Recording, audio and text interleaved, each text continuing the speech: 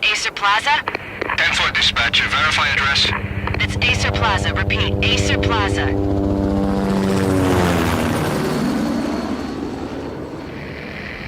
Shots fired on the rooftop. An assault in progress at Acer Plaza. Repeat, an assault in progress.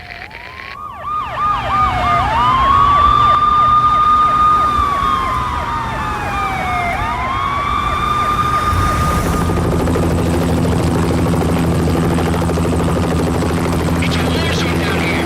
1085 dispatcher, need additional units. Additional units now. Officer in danger. Officer in danger.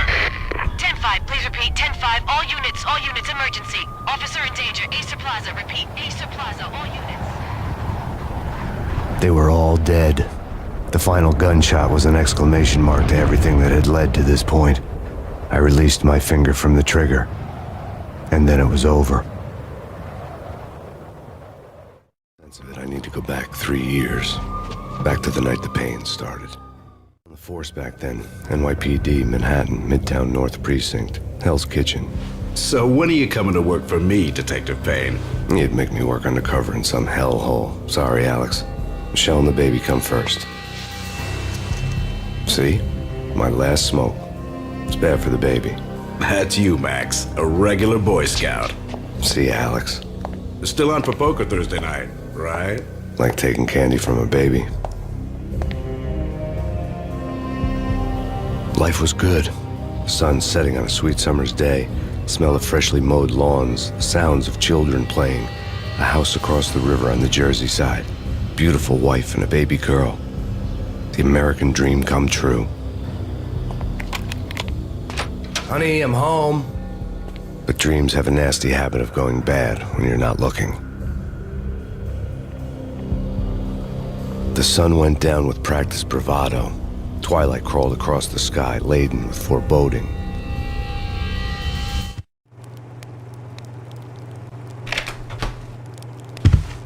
Michelle, honey, anybody home?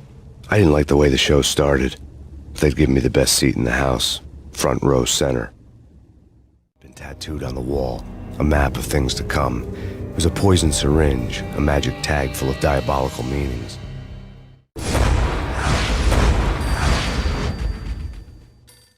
Listen, someone's broken into my house. Call 911. Is this the Payne residence? Yes, someone's broken into my house. They're still here. You have to... Good. I'm afraid I cannot help you. Who is this? Hello?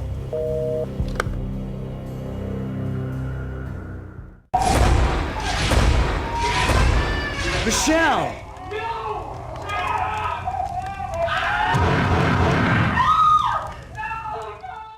Freeze! NYPD, drop it! No, please.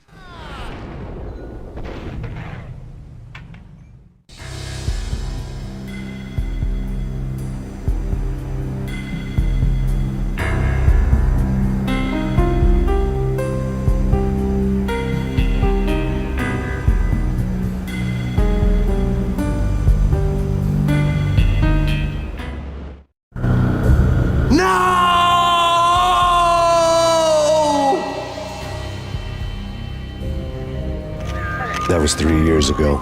Everything ripped apart in a New York minute. The killer junkies had been high on a previously unknown designer drug, Valkyr, V. After the funeral, I told Alex I'd be transferring to the DEA. It took us 3 long years to get a break in the Valkyr case. Then, finally, 2 months ago, a dime dropper tipped us off that Jack Lupino, a mob boss in the Punchinello crime family, was trafficking. I went undercover, infiltrated the worst mafia family in New York. I came in from the cold and the dark. Outside the city was a cruel monster. I've been slowly working my way from the small time to the big fish, trying to get to the source of the drug. Alex and BB were my only contacts in the DEA, the only ones in this decrepit city who knew I was down here. BB here.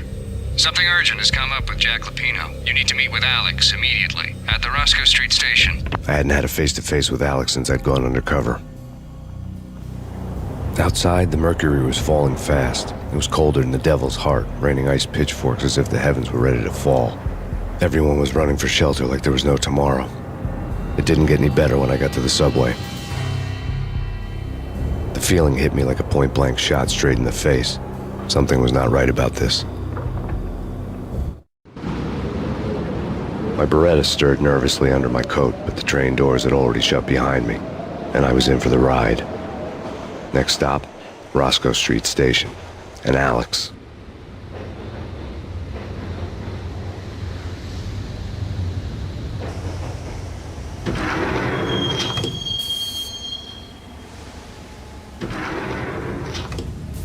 The station was drenched in gloom. Alex was a ghost, nowhere to be seen. I'd have to look for him. Death was in the air at Roscoe Street. I'd have to find Alex fast. Home free. This way. Hold out!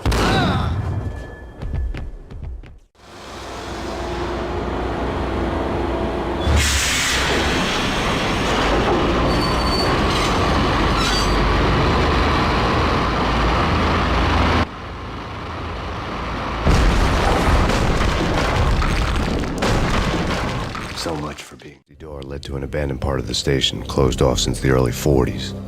Something big was going down at Roscoe Street. Maybe that's why Alex had wanted to meet me here. Maybe not. One way or the other, I was gonna find out. We come to you now live from the crime scene. Who is this? Right back at you. This is Deputy Chief Jim Bravura from the NYPD. You are to cease your criminal activities and surrender immediately. Sure thing, Jim. Me and the boys have been talking, and everyone's real sorry. They'll never do it again. Who the hell is this? Being placed at the scene of a bank robbery wouldn't have tipped the odds in my favor. The bank robbers have been after Acer Corporation bonds. The Acer success story had recently been on every channel and on the cover of every magazine.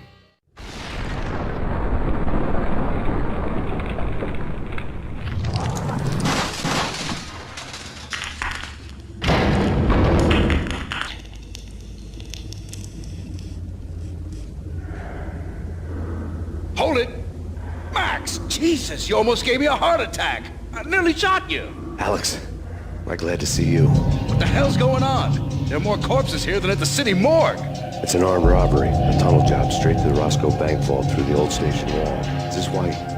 This is Lupino's gig? This is Lupino's doing? Lupino's men? Really? You sure know how to pick a place? Can you get through? No, it's locked. We gotta get out of here. If it's Lupino, it's... Alex? Alex! There was nothing I could do. He was dead. I could tell by the empty, accusing stare of his eyes. Alex had kept me relatively sane for the past 3 years. Now I didn't know how I felt.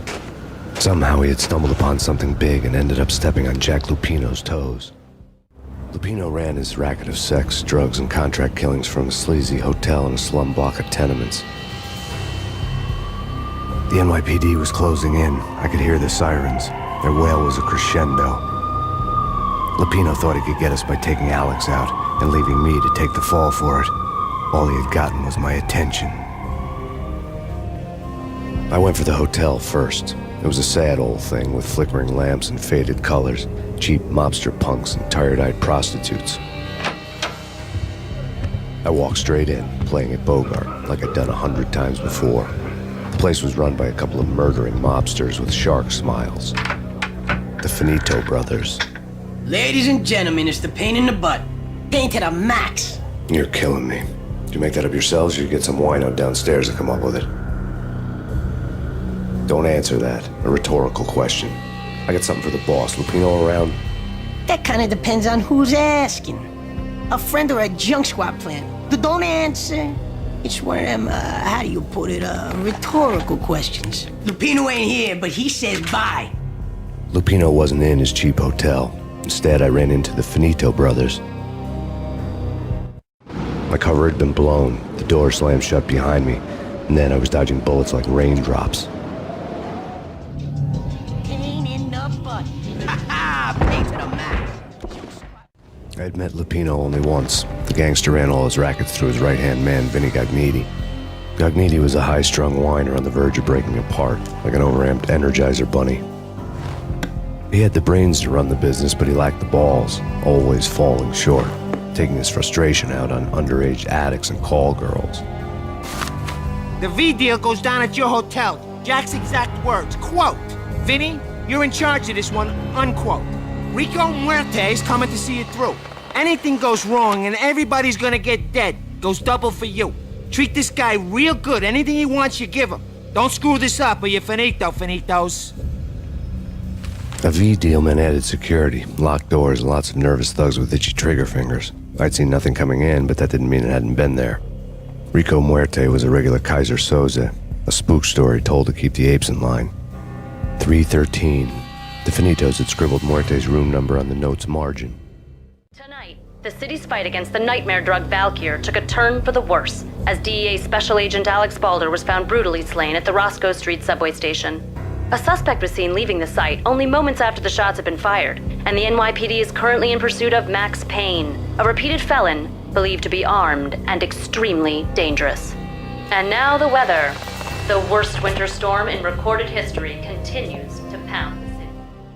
Our investigation had turned up nothing to link Angelo Punchinello, the head of the Punchinello family, to Valkyr. All tracks had ended with Jack Lupino. The letter in Muerte's room was signed by the Don himself. It was the first hint that the Kingpin knew what was brewing inside his syndicate. The trouble you got into after the Chicago screw-up. The Punchinello family bailed you out. You have been waiting for a chance to pay us back. One of our trusted boys has a monkey the size of King Kong on his back. And we need your special skills for backup on a major deal.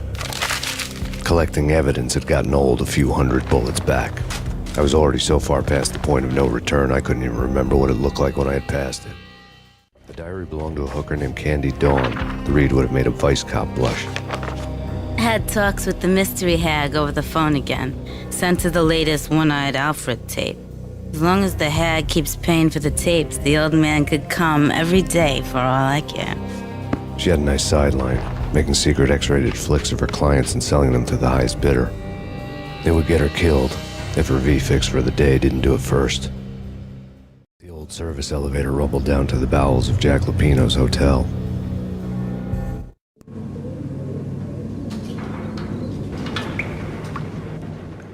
A winter storm warning is in effect in the whole tri-state area, as both freezing rain and heavy snowfall continue.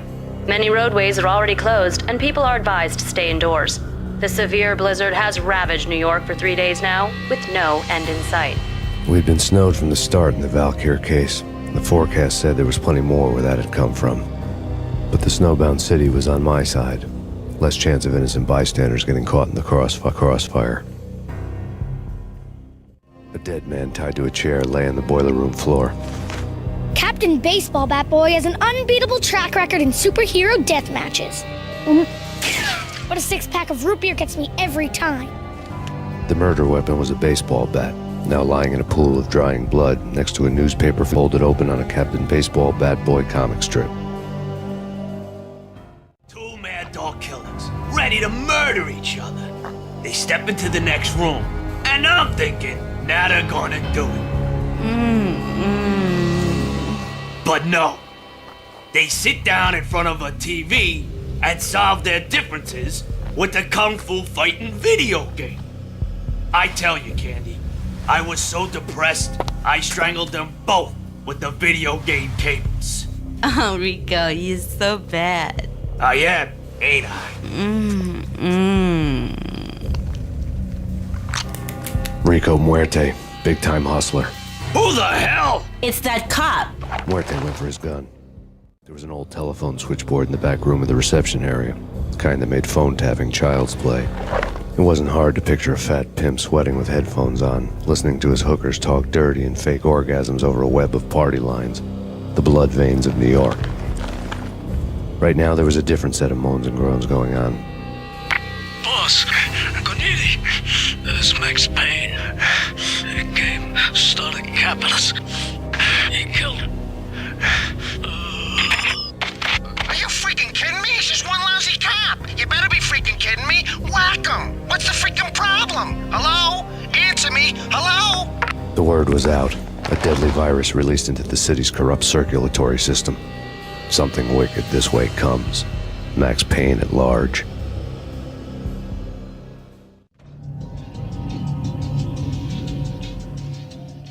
Turn around, walk away, blow town.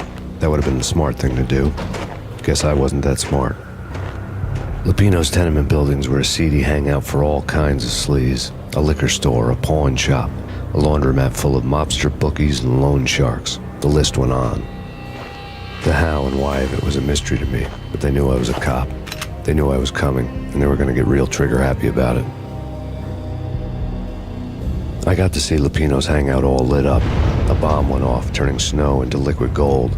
A pillar of fire lifted the remains of a car straight up into the air. The flames were highlighted on the hood of a black Mercedes-Benz as it coasted down the street real slow, as if the driver didn't have a worry in the world. I got a good look at the man riding shotgun. It was Vladimir, the head of the local Russian mob, the fly in Don Punchinello's soup.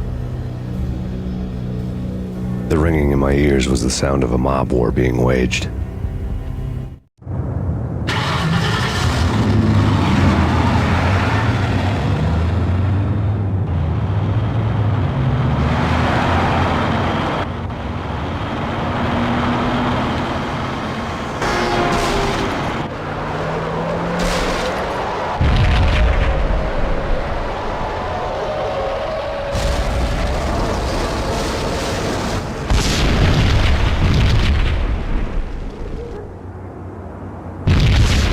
Another bomb exploded inside the closest slum building. It was a lucky break. The goons inside were spooked, but luck always came with a price tag.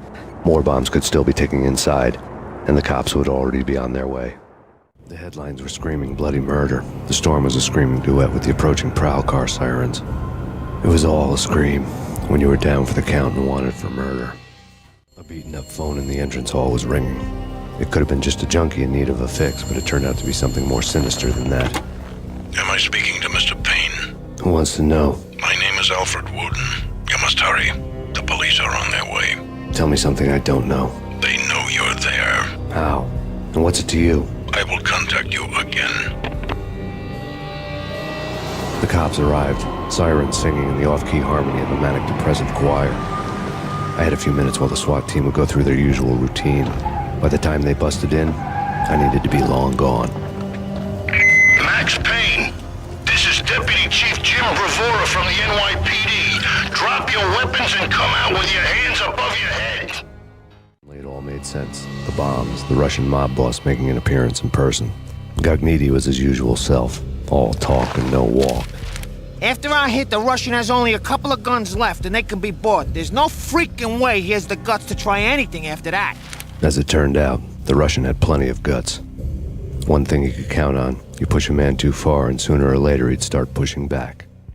The bombs had destroyed all the stairs up to Lupino's office.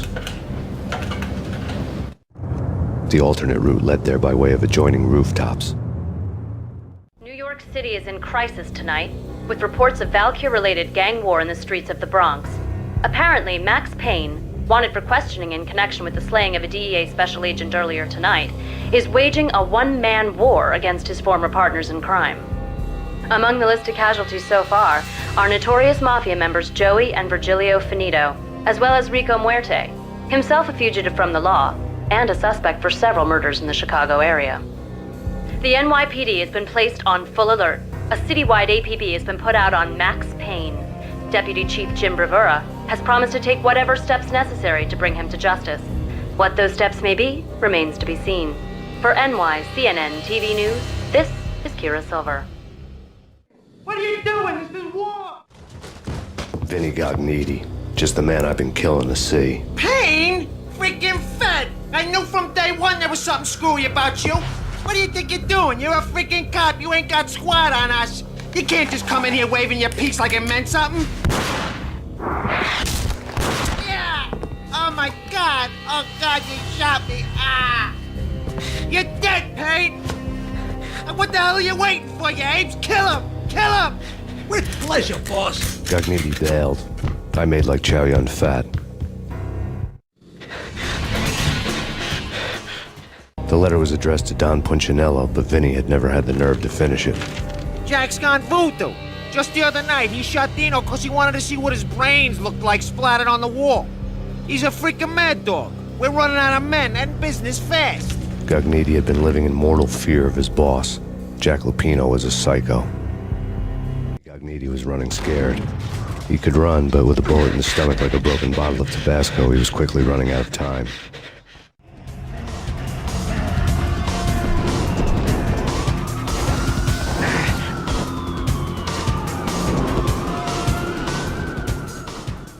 This was my second train ride of the night. The way it started didn't promise anything better than the last one. Freezing wind tearing at my face like sandpaper and razors, ice hard and slick under my hands and feet. And somewhere in the background, the wail of sirens, the city howling after me. New York sped by in fast forward. Dark rooftop water towers and a dead forest of antennas and chimneys, all a blur. When the train he was riding slowed down, Gognitti made his move.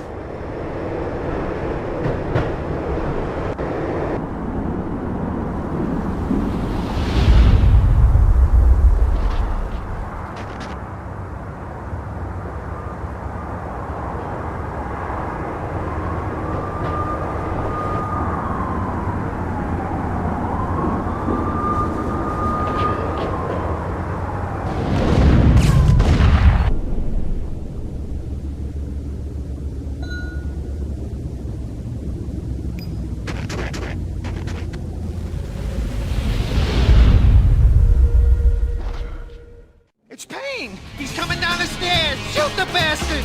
Okay, boss, you got it. No problem. All right.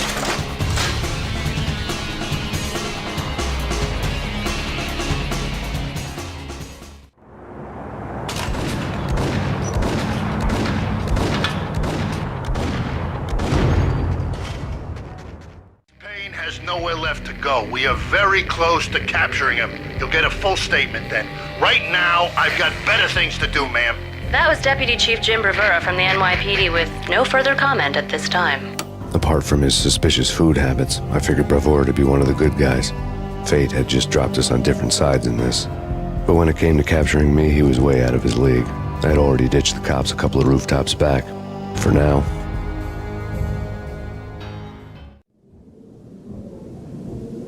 Open, goddammit! Payne! I'll kill you, you lousy freaking... Gognitti ran out of steam in a dead-end alley with steam boiling out of the sewer grates like all the fires of hell were burning high beneath us. It was shakedown time. Where's Lupino? Screw you! Bad start, Vinny. Ah! Police brutality! I rate pretty high on that. You can't just hurt me in cold blood? Just keep telling yourself that. Listen good, Candyman. I'm not gonna be anybody's fall guy. I want to know where your boss is hiding. There was no glory in this. I hadn't asked for this crap. Trouble had come to me in big dark swarms. The good and the just were like gold dust in the city. I had no illusions. I was not one of them. I was no hero. Just me and the gun and the crook. My options had decreased to a singular course. I'll tell you, just don't hurt me no more. Lupino's at Ragnarok, the nightclub. Book me, take me, hold me to the freaking jail, just don't hurt me. Your rights will be ready at your funeral. Rock was Lupino's private nightclub, a den of drugs built into an old theater. I knew what waited inside. V-head junkies ready to explode in random acts of senseless violence. And Lupino's goon squad, the worst stone-cold killers this side of hell. Ragnarok was as inviting as a headache, flickering and flashing to a machine gun beat. The belly of the nightclub was a gothic theme park that began with bondage games and led to the nasty stuff from there.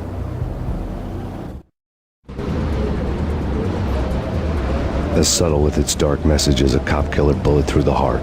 Like father, like son, just like Jack Lupino. Given the setting, I was surprised to find that somebody had been passing time reading.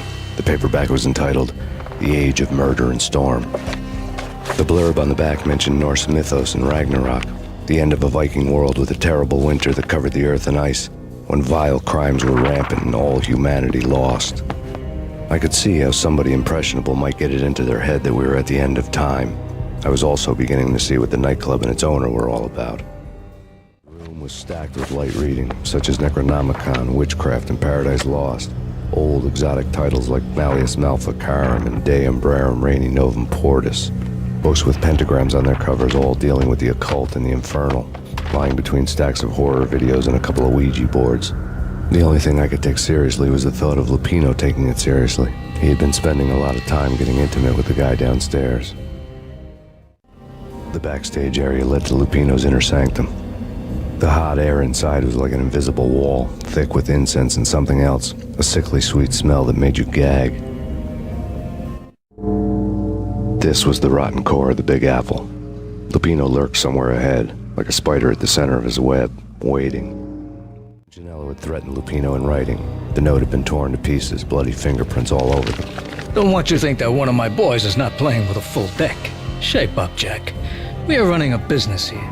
I'd hate to send the trio to strong-arm you. The trio were the Don's notorious henchmen. It was obvious that Lupino hadn't been intimidated by the threat. Jack Lupino was crazy, all right. The table was scattered with notes of demented arcane nonsense written in rusty blood. A mishmash list of demons, devils, and dark gods evoked. Beelzebub, Asmodeus, Baphomet, Lucifer, Loki, Cthulhu, Lilith, Hela! Blood given to you all. He was after that old Faustian deal. Your soul for power and fortune. Just sign on the dotted line with your blood. Lupino was crazy, all right. Mythic wolves, let loose to devour the sun and the moon. Lupino is the wolf. I'm Mr. Beast, the big bad Fenris wolf. I'm the end of the world man, wearing the flesh of fallen angels. After Y2K, the end of the world had become a cliche. But who was I to talk? A brooding underdog avenger alone against an empire of evil, out to right a grave injustice. Everything was subjective. There were only personal apocalypses. Nothing is a cliche when it's happening to you. I don't need the words! I'm beyond the words!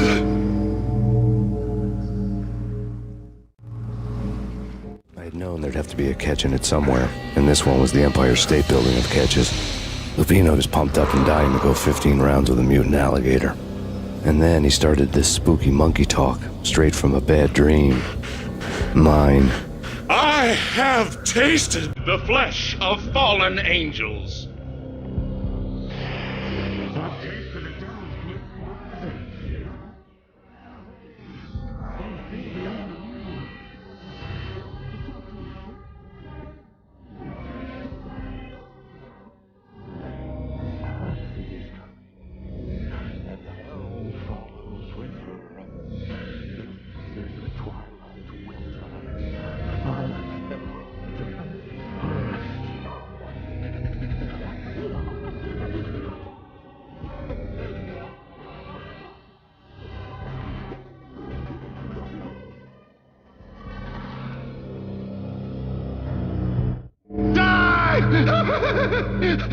You'll die! You'll die! Now!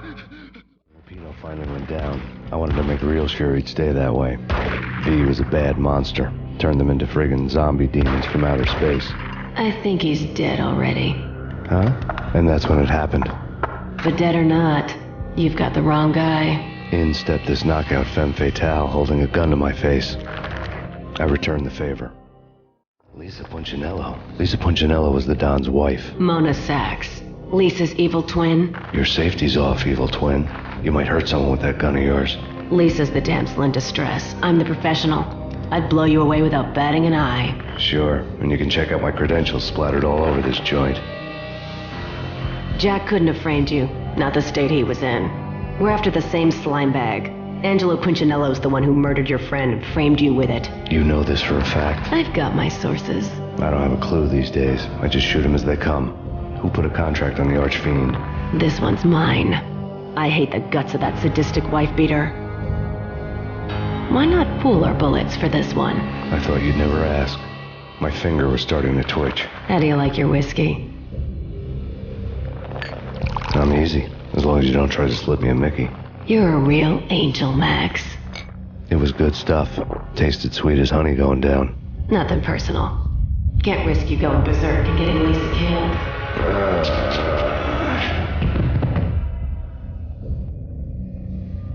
The nightmare was always the same. Violent shapes moving in darkness, old and ugly. The killer's mad laughter was a riddle filled with wicked innuendo.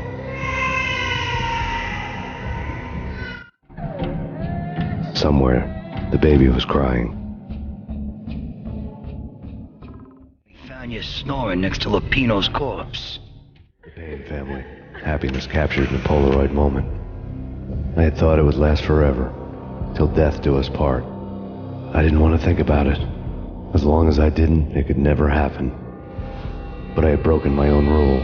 The thought had already slipped in. Fear was rusty needles poking at my brain. Cold and scaly, it slithered down my chest. Alex and I had a few moments of glory between us. Crime-fighting comrades, the best in NYPD DEA collaborative team. Good-hearted macho bullshit like that. I would have given anything to have him here as my backup. No such luck. No luck at all. No, please, God, no. Slice them, dice them, shoot them full of holes, blow them to bits, vaporize them, disintegrate them. No matter what you do, they'll still be back. Michelle was working part-time in the district attorney's office. Her diary was open on today's entry, her handwriting all pretty curves. An army dossier found its way to my desk yesterday. Valhalla? Isn't that a Norse myth? Something about Vikings? I tried to tell Max about it, but he was busy, that cute frown on his brow. Guess it's nothing, just a mix-up at the courier service. From now on, I would always find time for her. It was a hollow promise. Too little, too late.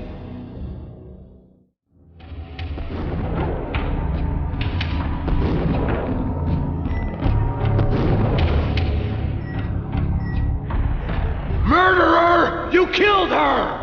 Nothing like that ever happens in the real world. I woke up in a bad dream. My head felt 2 sizes too small for my brain. Max Payne. I envy your name. And the killer was smiling. Pleased to meet you. I'm Frankie the Bat Niagara. Niagara, as in you cry a lot? He had a baseball bat and I was tied to a chair. Pissing him off was the smart thing to do.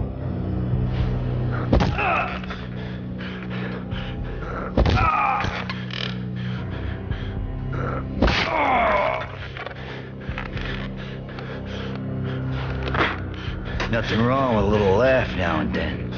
Take me, for example. I love to watch cartoons. Cartoon violence is a fascinating thing. Let's take a break. I need to take a leak and maybe grab a cold one at the bar. Don't worry. I'll be back to finish this off. And then, it's checkout time. You play, you pay, you bastard.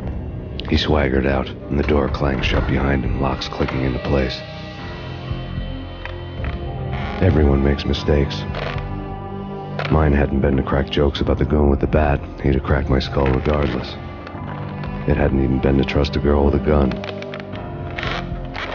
I had blindly gone after the first bad guy on my hit list when I should have been aiming further up the ladder, at the head of the Punchinello family. I couldn't bring myself to be pissed at Mona. Guess I had a soft spot for a pretty face.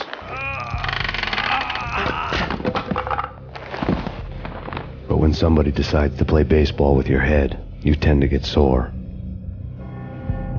They had dragged me back to the basement of Lupino's hotel. I was beaten, bruised, and blue. I felt like the chair I had broken to get free.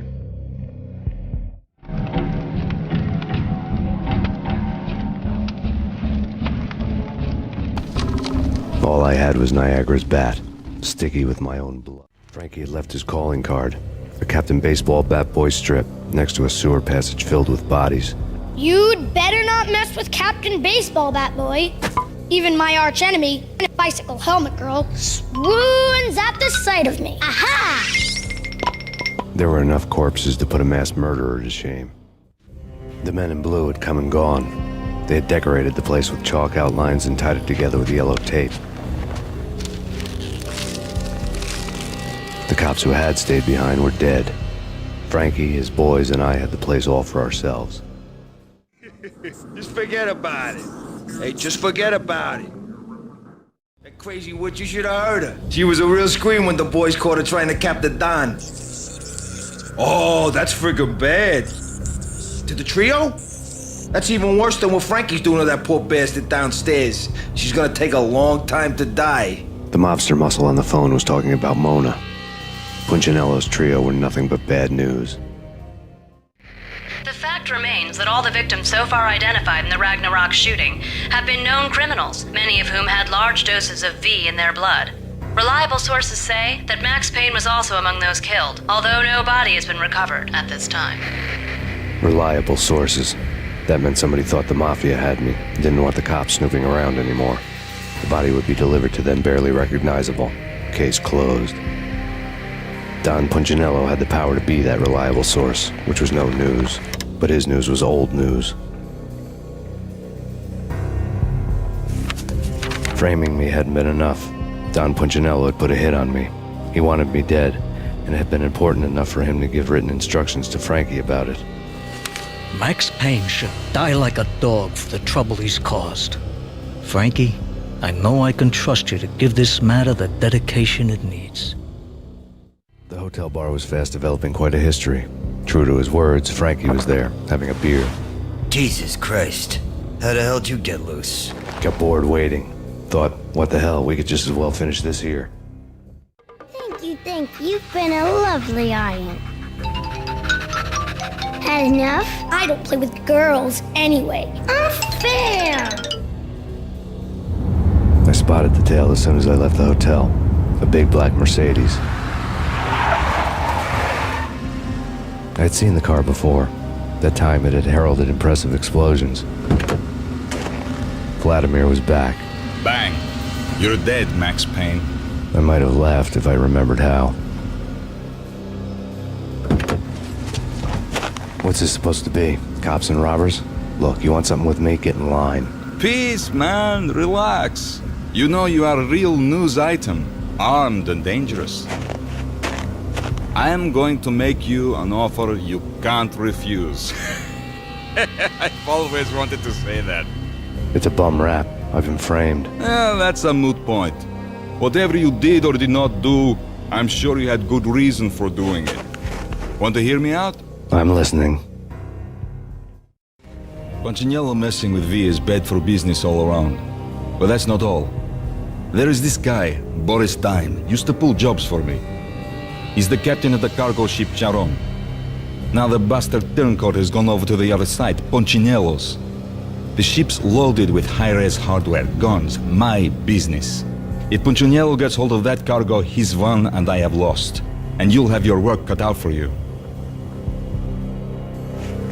If you want to get to Punchinello, you'll need heavy-duty persuaders.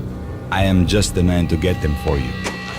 Change the ship back under my flag, maybe pop 2 in the traitor Dime's head while you're at it. You'll get enough guns to start the apocalypse. You in or out? Let's get this show on the road. Vladimir was one of those old-time bad guys with honor and morals, which made him almost one of the good guys. None of us was a saint. The Brooklyn riverfront was a maze of rusty containers, sharp-boned cranes looming up from the snowstorm. On a night like this, you couldn't help but think of the dark army of dead men sleeping with the fishes, cement shoes in line. No Minotaur lurked in this labyrinth, but somewhere out there, on the clanking deck. Rico Muerte had come to town to do more than just sort out family troubles. Exhibits number 1, 2, and 3. Briefcase of money, a sniper rifle, and an envelope with one word neatly printed on a folded piece of expensive paper. Mayor. It didn't sound like a mafia contract at all. It was too cold and too to the point. Rust had crept over the sides of the cargo steamer a long time ago. Boris Dime would be on board. I'd have to smoke half of his crew to even get near the gangplank.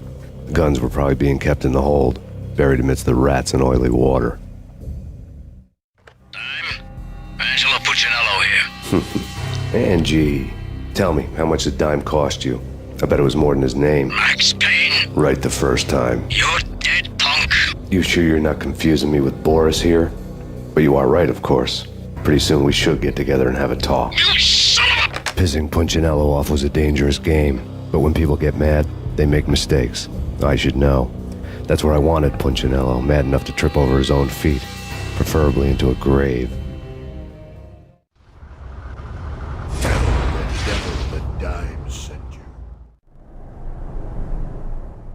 Did you get everything you need? Check. I owe you. Anything you need. This is my solo. When I'm through, Punchinello won't be anybody's problem anymore. Clear as vodka. But anytime you get between a rock and a hard place, just whistle. This could be the beginning of a beautiful friendship. You really get a bang out of this big-time gangster act, don't you? Even with all this firepower, I figured I couldn't get to Punchinello at his manor. I could only hope that he wouldn't pass a chance to hear me beg, to see he's won. This is Max Payne. I want to cut a deal. Payne, you're a dead man. That's what everybody keeps telling me. I got your ship and her cargo. I want to meet. No pain, no gain. Capiche? You know my restaurant? Yeah, I know it. 1 hour. Punchinello's restaurant had seen better days. Snow was falling like ashes from post-apocalyptic skies, but that was outside. Things would soon get hot in the Don's restaurant. I knew it was a long shot, Angelo Punchinello actually showing up, but there was no crime in hoping. Vlad had seen my smoke signals. The Mercedes was revving to go, almost drowning out the banshee wail of the sirens. You coming? We'll drop you off at the Punchinello Manor. Sounds good to me. When this is over, look me up. I could use a professional like you. I'll keep that in mind. The night groaned with cold. The garden lights flickered nervously. In their light, the falling snow was dead white before the darkness ate it up. I had heard the stories. The trio were mad dogs. They'd have hung the heads of their enemies over the manor gates if the capo had only let them. Punchinello wanted pain. He'd see the pain. The trick in my situation was that there was no trick, no matter what the movies tell you. No rules, no secret mantra, no roadmap. It wasn't about how smart or how good you were. It was chaos and luck, and anyone who thought different was a fool. All you could do was to hang on madly, as long and as hard as you could. Someone had graciously left the back door open for me and killed the guards. My money was on Mona. I knew the trio would be standing between me and Punchinello. I had read their rap sheets, thick as phone books. No one would be walking out of here alive. The numbing cold of the broken night had followed me in. Upstairs, the trio tangoed down the manor halls to the silent rhythm of their murderous hearts, the blood of their victims rust on their lips. Vince Mugnano, Pilot Providence, a.k.a. Big Brother, and Joe Deadpan Salem. The pistol was a frozen lump in my hand, piercing the skin, gnawing me to the bone. Someone hadn't enjoyed the Don's hospitality. Someone with a flair for the dramatic. Someone who had let herself out of a locked cell and past a couple of armed guards. My thoughts were on Mona again. I could only hope she was a good enough gambler to walk away while she was still winning, before she'd run into the trio. The word on Lisa Punchinello was that she was a bit of a witch. The tarot cards on the kitchen table fit the picture. They weren't my kind of cards, but I was willing to take a crack at the hand Mrs. Punchinello had dealt. The first card was the tower. Maybe that was supposed to be the manor. It got easy after that.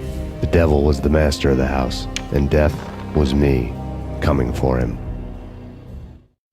You're a real angel, Max.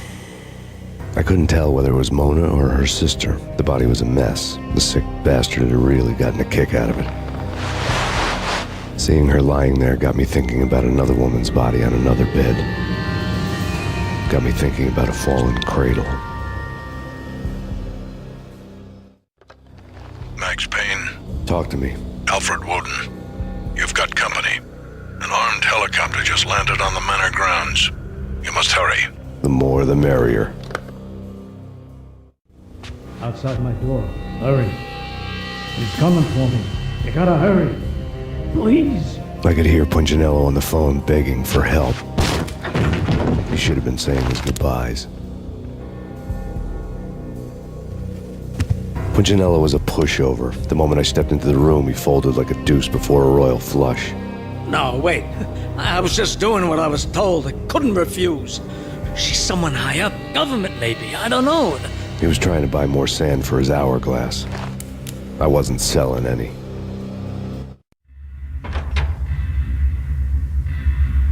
No, I told him not to. Drop it. Don't move. Game over, Max Payne. I could tell when I was outgunned. It was time to take another beating. The mystery witch was a real barracuda.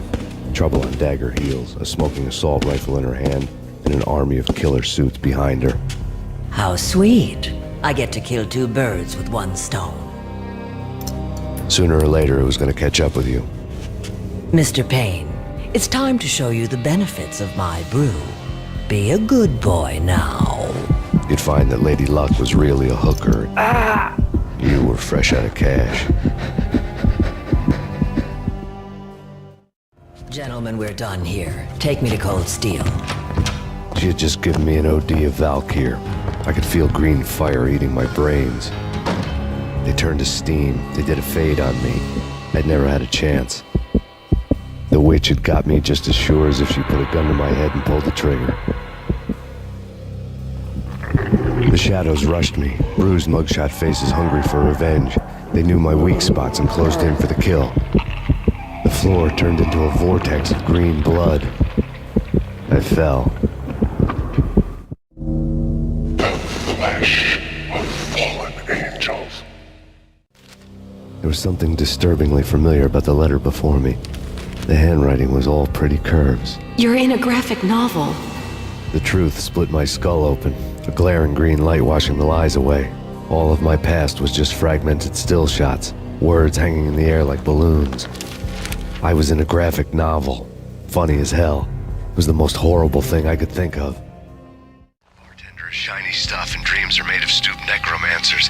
He sings like a banana wrist, having strayed too close to the constellations on their shaved skulls. There was a bad line in the prank call. Someone spouting insane babble. I couldn't make sense of it. But I had an overwhelming sense of deja vu, and the caller's voice sounded oddly familiar. There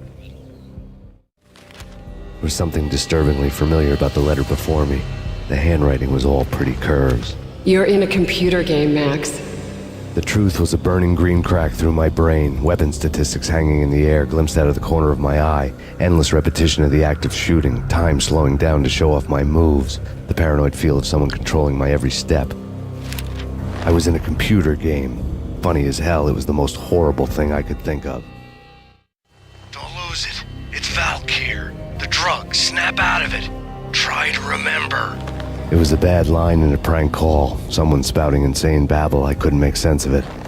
But I had an overwhelming sense of deja vu, and the caller's voice sounded oddly familiar.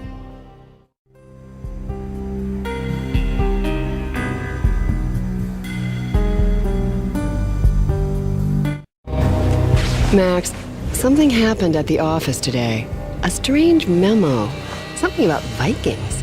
Honey, I gotta run. You can tell me all about it this evening. Have a nice day, darling. The bullet holes were rubies on her chest, blood glowing on her ivory skin. She was so beautiful. The killer was smiling. The flesh of fallen angels. Slowly, the green nightmare faded, leaving dark stains on my soul that would never come off. I felt like flatlining. I was all shook up. I woke up in a cold sweat, sick and tired to the bone, lying in a puddle of my own puke. The hag had said take me to Cold Steel before it had all gone crazy. It was a clue, the only one I had. It took me forever to crawl back to my feet and hit the road, but when I did, I drove straight to Cold Steel Foundry outside the city.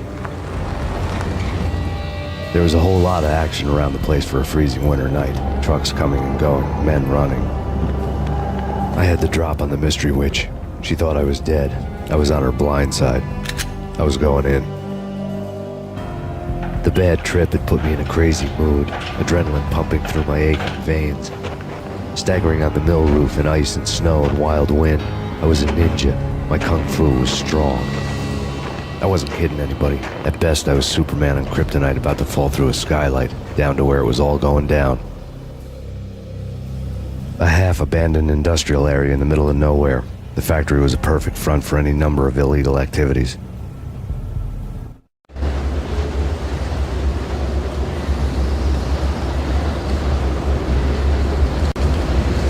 In the belly of the plant, molten metal boiled and bubbled like a witch's brew.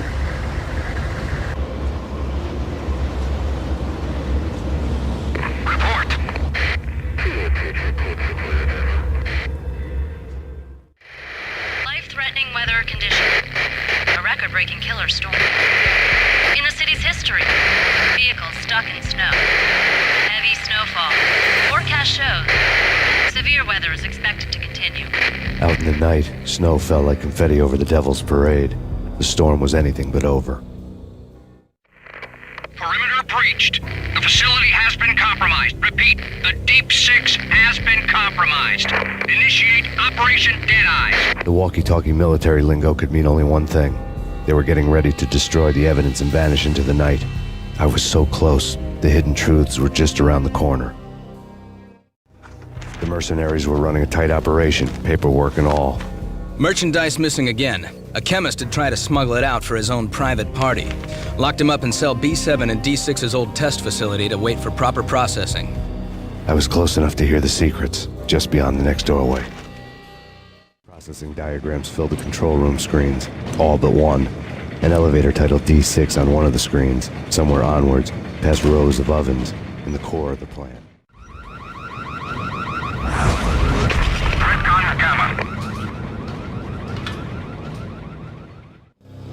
I had taken on the role of the mythic detective, Bogart as Marlowe, or as Sam Spade going after the Maltese Falcon to unravel all the mysteries. Following a path of clues to that final revelation, even if it would take me down to the cold, cavernous depths of a grave.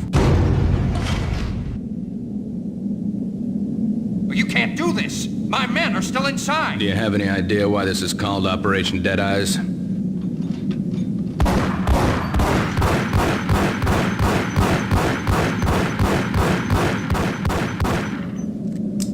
I think he's dead already. Let's do it.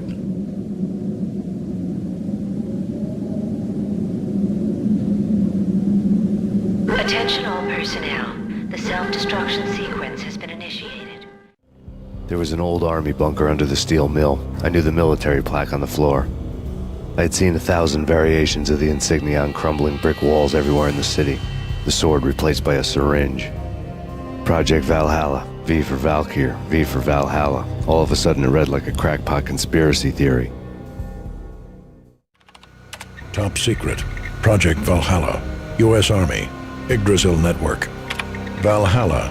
The otherworldly place in Norse mythology where the bravest heroes spent their afterlife feasting and fighting forever. Their wounds miraculously healed night after night. Valkyr. The maidens who chose the most courageous Viking warriors and carried them to Valhalla.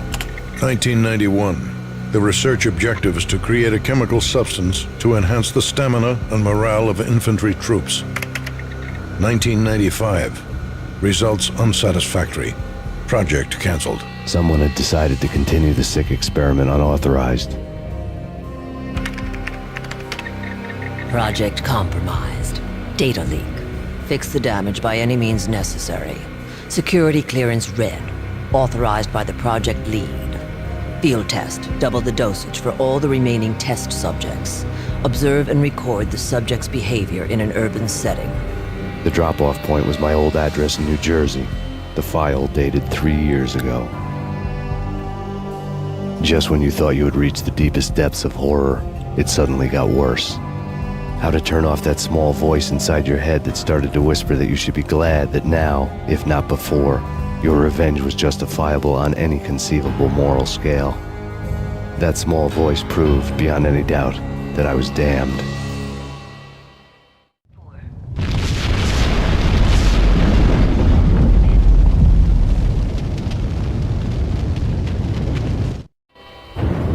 Piece together a jigsaw and the final picture is you finishing that same puzzle. A mad, green-eyed killer standing behind you. An urban legend come true. The Project Valhalla test subjects had been the mad junkies who had murdered my loved ones. The rest was simple body count math. It all pointed to her. Ms. Valkyr. The factory went up in a fiery inferno behind me. All my leads were dead, turned to smoke and dust. I had lost my way. I hadn't slept in a million years. I felt thin as death. I've been living on an endless supply of week-old donuts. They were fuel for this crazy furnace inside my head. I couldn't remember when I had last seen the sun. I was on a permanent graveyard shift. When the darkness fell, New York City became something else, any old Sinatra song notwithstanding. Bad things happened in the night, on the streets of that other city, Noir York City. I was in an all-night diner, downing cup after cup of coffee that tasted like engine oil, when a new message from BB got me back on the killer track. What the hell happened at Roscoe Street? Maxie, I'm going out on a limb here. We need to talk this through, come up with a plan. 2:30 a.m., the Choir Communications Garage. The more I thought about Alex's murder and the frame-up, the more it felt like an inside job. I should have seen it coming. BB had sold me out, and now he wanted to finish what he'd started. The garage was dead. BB showed up in his tailor-made suit, gold watch and cufflinks to match, all way beyond a cop's pay. Maxie. Oozing suave charm, he was guilty as hell. What the hell does BB stand for anyway? Backstabbing bastard? Come on, don't be like that. Have a cigar. I don't smoke. Maxie, you have no idea how big this is. It's huge. You have no idea. I think I do. You're a bribe-taking bent cop who sold out his partner. Those mobsters in the subway were a dead giveaway. Hard to miss. Bet it was exactly like this with Alex. Up close and personal. You can't win this one, Max. No, but I can make damn sure none of you do either. BB turned out to be another cardboard cutout bad guy.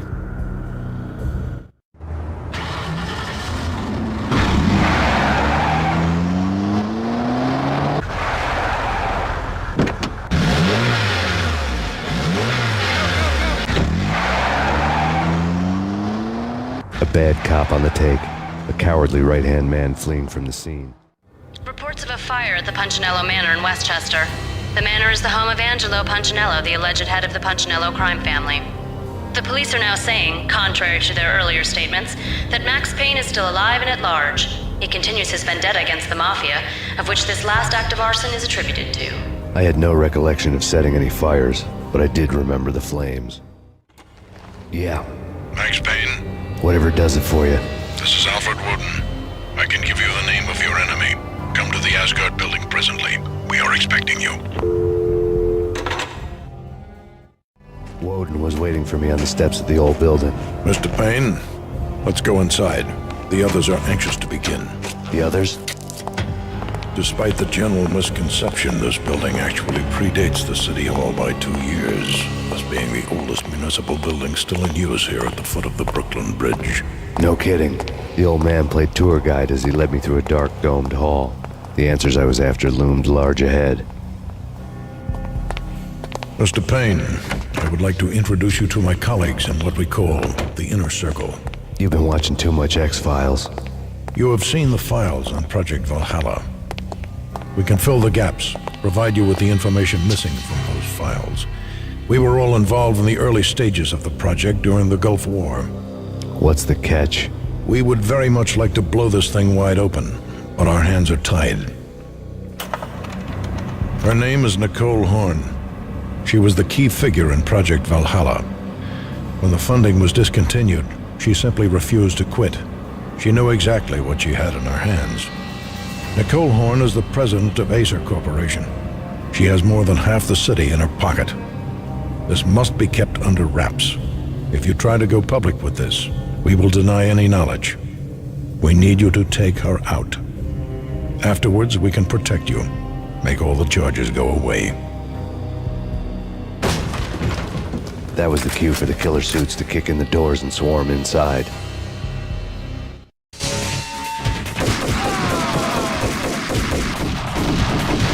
It was an impressive floor show, but I decided to leave early anyway. It was only a one-story fall. Lucky me. On screen, the so-called corpse of Alfred Woden stood up, miraculously waking from his dirt nap, looking smug among his dead pals. In the land of the blind, the one-eyed man is king. I didn't know how he'd pulled it off, but it was a pretty slick way to get out of all his promises.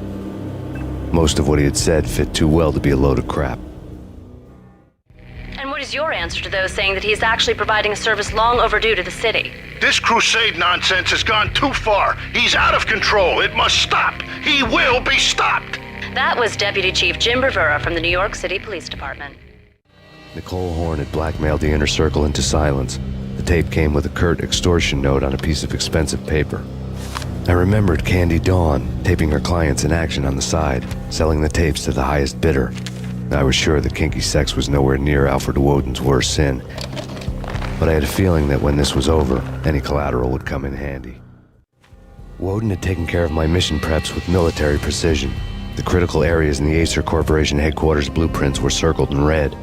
The president's office was at the top of the building, right below her penthouse suite. The elevators were controlled by a security computer, part of the mainframe located underground below the building. The high-rise was sealed as tight as a sci-fi fortress. Nothing seems to stop Acer Corporation's phenomenal victory march. Incredibly, the stocks are still rocketing. Worried experts already see a danger in the company's success. Some have gone as far as to say that Acer Corporation is about to become an even bigger monopoly than Microsoft ever was. Mine wasn't the most original approach to the problem. It wasn't as if it hadn't all been done before. An eye for an eye, the first principle of revenge. Old as dirt, still going strong. The cardinal rule in going after someone with an intention to kill was not to make it personal, which it almost always ended up being anyway. It did with me. I took my time, cruising around the city in the snow. There was no hurry. I knew what I had to do now. I took my time, thinking about it, building up the rage. When I was ready, I parked the stolen wheels at the front entrance of the Acer Corporation headquarters. Got out, got in, got cracking. I had a bullet with Nicole Horn's name on it. I had 10,000 bullets with the hag's name on them. She had ultra-high-tech security systems, enough mercenaries and weaponry to start World War III. There was no fear. New York disappeared behind a veil of snow. I had crossed the threshold. This was her domain, sleek and sexy and soulless, all glass and steel. A place of color-coded security key cards, metal detectors, and surveillance systems.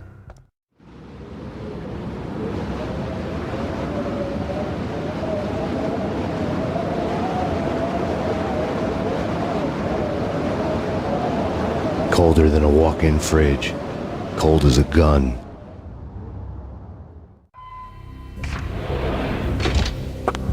Mona, looking good. Max, we gotta stop meeting like this. It will be a cold day in hell before I let a narc cop stop me. Miss Sachs, do your job. Relax, Max. You're a nice guy. I don't kill nice guys. You're not bad yourself. It was different when Horn wanted Punchinello dead, to cut her ties to the Mafia. He deserved to die. The same goes with her. She's the bad guy here. Her sister was whispering to her in my favor. I knew the appetites of ghosts intimately. They hungered for revenge.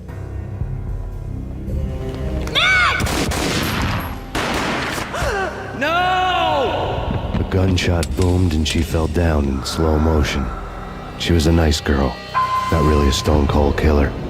And now she was stone-cold dead. Like religious fanatics or loyal samurai, Horn's private army was coming at me. When the elevator came back down, Mona was gone. There was a lot of blood, but no body. Something clicked for the final time. My mind had never been so clear, as if somewhere high above the storm clouds were already gone, cold stars blazing from the black skies. Next to the printer was a neat stack of expensive paper. Hacking through Horn's computer would have unearthed files of criminal plans, strategies for world domination, spy helicopter reports, illegal wiretap recordings, internet porno, all of the above. Take your pick. I really didn't care anymore. I had seen too much of it already. Valkyr had been meant to be a white-winged maiden that would lift you to a warrior's heaven, but it turned out to be a one-way demon ride to hell. The devil was in the drug. I knew.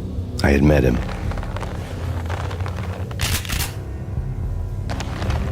And now I was gonna kill her. The queen of the underworld who had tried to lift herself a bit closer to heaven with her drug money. No begging, no bribes. She knew better. Honor among killers. We who were about to die. Both of us knew how this would end. In pain and suffering. All this because your wife stuck her nose into things that were none of her business. The cops were coming to take me away. The sirens were like a bad conscience I couldn't shake. It's ridiculous you've made it this far. You won't be alive when they get here. Stop him!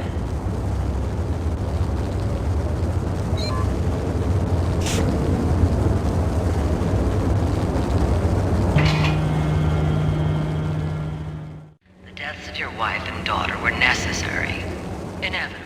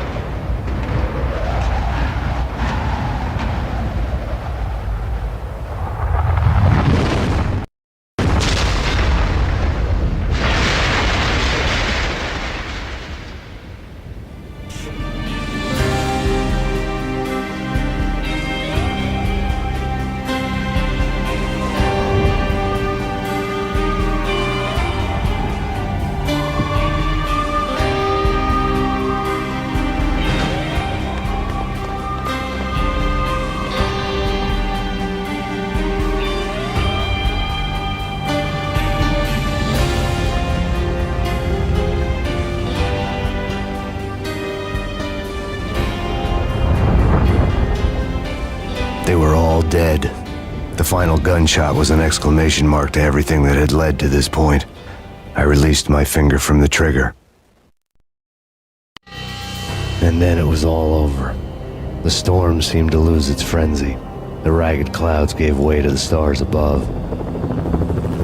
Max Payne, this is Deputy Chief Jim Bravura from the NYPD. We've got the building surrounded. Throw down your weapons and lie down with your hands behind your head.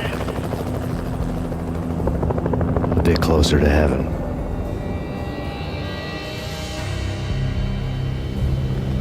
The cops' voices were distant and muted.